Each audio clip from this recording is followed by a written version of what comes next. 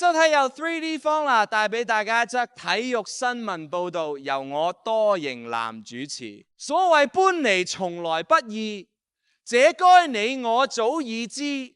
但到這夜方發覺要阻阿仙奴攞冠軍，談何容易？由於阿仙奴小勝搬離一球，而曼城又自己唔爭氣，只1-1逼和般尼茅夫。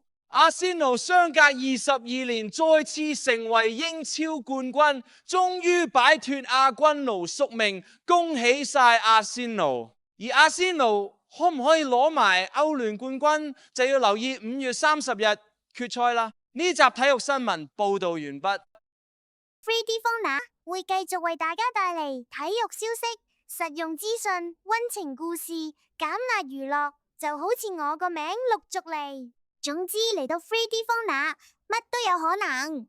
記得 subscribe 我哋 channel、comment and like 呢個影片 ，follow 我哋喺下面資訊欄嘅 IG 同埋 Facts 呀。仲有，最緊要記得公開地靜雞雞，share埋俾你朋友仔知啊！